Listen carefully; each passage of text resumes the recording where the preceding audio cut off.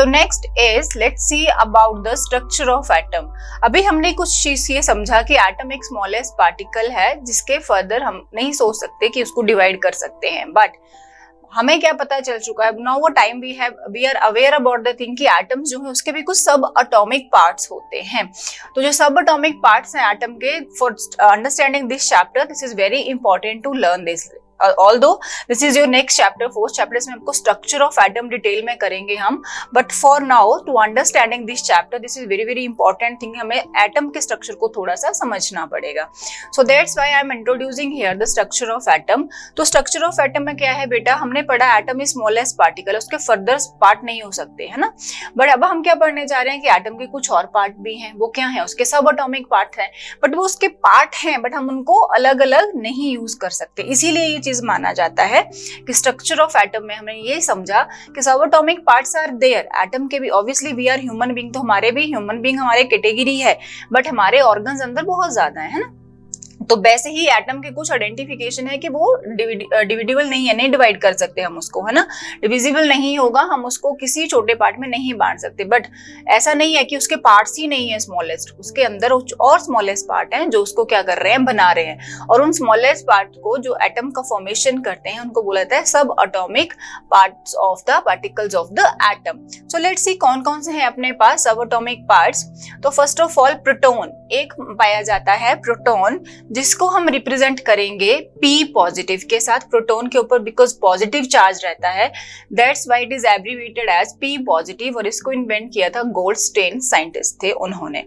Next is neutron. Neutron जो अपने रहेंगे that are neutral in charge, जैसे आप देख रहे हो इसको एब्रीविएट किया जाता है, N के ऊपर लगा रखा है 0, तो N नॉट मतलब इसका चार्ज क्या है, 0 है, दिस इज न्यूट्रल। इसको इन्वेंट करा गया था चैडविक के द्वारा। Next is with us that is electron. Electron को रिप्रेजेंट करा जाता है स्मॉल e और उसके ऊपर नेगेटिव चार्ज, बिकॉज इलेक्ट्रॉन का चार्ज जो है वो नेगेटिव रहता है। इन्वेंशन करा गया था इसका जे थॉमसन से। ये जो सारा इंट्रोडक्टरी पार्ट है, ये जो स्ट्रक्चर ऑफ एटम पार्ट है, this is the very very vast topic of chapter 4th। उसमें ये सारे हम 1 by 1 experiment will do, but now for understanding the structure of atom, for understanding the formation of molecules and compound chemical formulas, we need to have a small look of structure of atom, that's why I am introducing here। तो हमें ये पता चल गया कि atom जो है एक स्मॉलेस्ट पार्टिकल है, बट उसके कुछ और सब एटॉमिक पार्टिकल्स हैं, प्रोटॉन, इलेक्ट्रॉन्स एंड न्यूट्रॉन्स। तो ये कैसे एग्जिस्ट करते हैं न्यूक्लियस में, let's see in the structure. तो यू कैन सी हेयर, आप एक स्ट्रक्चर देख रहे हो, इसमें आपको रिवॉल्विंग बॉल्स दिख रही है, एक सेंटर में एक बॉल है वो स्टेशनरी है, और उसके चारों ओर क्या घूम रहे हैं, बहुत से राउंड राउंड स्ट्रक्चर्स घूम रहे हैं, वो अपने इलेक्ट्रॉन्स है। तो ये स्ट्रक्चर कैसा होता है, I am going to draw, ये आपको मूविंग दिखा रहे हैं revolving of electrons, but now how exactly it is. तो हमारे पास जो स्ट्रक्चर ऑफ एटम रहेगा, this is the nucleus, and nucleus में बेटा अपने पास रहते हैं protons and neutrons. Protons and neutrons जो हैं वो अपने न्यूक्लियस में रहेंगे, उसके बाहर वाले जो शेल रहेंगे यहां पे अपने रहते हैं इलेक्ट्रॉन्स, फाइन, इलेक्ट्रॉन्स। तो अपने पास क्या है, this is the structure of atom,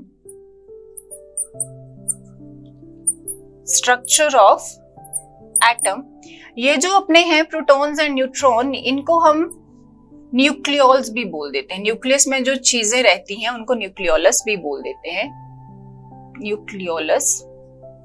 या ये न्यूक्लियस में ही क्यों रहते हैं, और ये जो इसके आउटर मोस्ट जो शेल हैं इनको बोला जाता है ऑर्बिट, इनको बोला जाता है ऑर्बिट। एक ऐसा पाथ है ऑर्बिट जिसमें इलेक्ट्रॉन जो है that is revolving around the nucleus, you can see in the image, electrons क्या कर रहे हैं, रिवॉल्व कर रहे हैं, ये सर्कुलर पाथ ही है। अभी आपको सिंपलेस्ट फॉर्म में मैं दिखा रही हूँ ऐसे, but it is not in the single plane, ये क्या होते हैं, अप डाउन में रहेंगे, ठीक है, जिगजैग वे में, बिकॉज एटम छोटा रहेगा, अगर ऐसे ही बढ़ता जाएगा इक्वल साइज पे तो एटम बहुत वास्ट हो जाएगा। बट ये क्या है, देखो अपोजिट प्लेन्स में क्या है, पाथ उतना ही है उसका सर्कल का, ठीक है। तो ये इलेक्ट्रॉन रिवॉल्व कर रहे हैं उधर। अभी क्वेश्चन आता है माइंड में कि व्हाई इलेक्ट्रॉन इज हियर, क्यों इलेक्ट्रॉन को नहीं रखा गया न्यूक्लियस में। क्यों प्रोटॉन के साथ न्यूट्रॉन्स को रखा गया? तो this is because of the stability की ऐसा, this is experimental things which we have done now. अभी जो हम कर रहे हैं एक्सपेरिमेंटल चीजें हैं, जो क्या है फाइनल रिजल्ट है जिसको हम स्टडी कर रहे हैं। ऑल्दो फोर्थ चैप्टर में आप क्या पढ़ोगे कि कैसे प्रोटॉन इन्वेंट हुआ, कैसे न्यूट्रॉन इन्वेंट हुआ, कैसे न्यूक्लियस का इन्वेंशन हुआ, that is all about the detail structure of atom. But now we are using this because हमें ये स्ट्रक्चर अगर नहीं पता होगा तो we can't go with the formation of molecules and compounds. So that's why this is the introductory part. आपको समझने के लिए हम इसको यूटिलाइज करेंगे for the making of the chemical formulas and molecules and compound. तो यहाँ पे इलेक्ट्रॉन्स को इसलिए बाहर रखा जाता है बेटा बिकॉज इलेक्ट्रॉन्स जो हैं, ऑल्दो आपने क्या देखा कि प्रोटॉन्स के ऊपर पॉजिटिव चार्ज है और इलेक्ट्रॉन के ऊपर नेगेटिव है, तो इसकी वैल्यू पॉजिटिव है। पॉजिटिव वैल्यू क्या होगी? ज्यादा होगी as compare to negative. Fine. तो क्या होता है, ये जो होता है अपना electron, this is very lighter in weight. एक रीजन तो ये है कि ये लाइटर है, और कोई भी चीज लाइट रहती है बेटा वो सेटल डाउन नहीं होती है ना। कोई भी चीज जो लाइट है in weight that is not going to be settle down. अगर पेपर को हम थ्रो कर रहे हैं तो वो पहले क्या करेगा, हवा में उड़ेगा, फिर कहीं दूर जाके नीचे गिरेगा। फाइन, बिकॉज उसमें कैपेसिटी, वो लाइट है, वो क्या कर सकता है, फ्लोट करेगा ऊपर।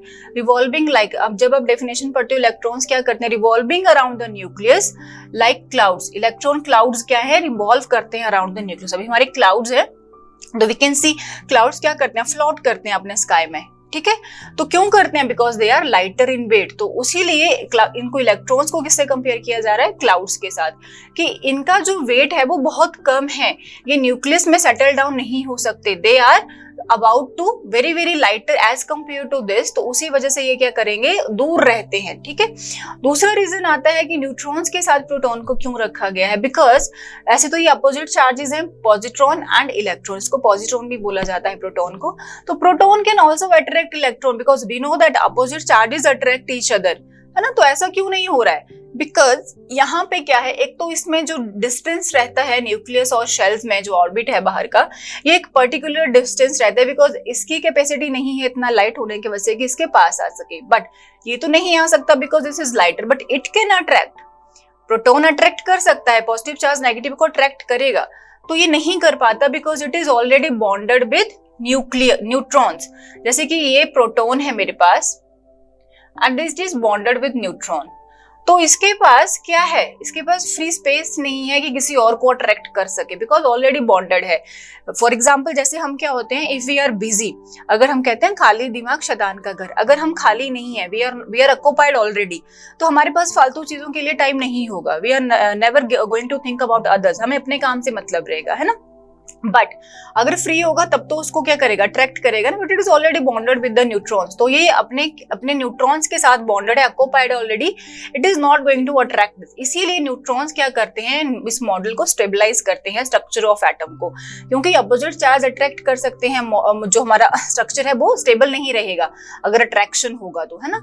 तो ये न्यूट्रॉन्स की वजह से ही क्या रहता है, यहाँ पे स्टेबिलिटी रहती है। एक क्या रीजन है कि इलेक्ट्रॉन बाहर है बिकॉज लाइटर है, दूसरा प्रोटॉन अट्रैक्ट नहीं कर सकते because they are already occupied with neutrons. तो उनके पास क्या है, स्पेस ही नहीं है उसको अट्रैक्ट करके, करेगा भी तो क्यों करेगा, कहाँ रखेगा, because it is already occupied, no place for the electron. तो ये स्ट्रक्चर है अपना किसका, एटम का। और जब भी अभी हम बात करेंगे कोई भी केमिकल प्रॉपर्टी की बात होती है बेटा of atom, that is only and only given by electrons.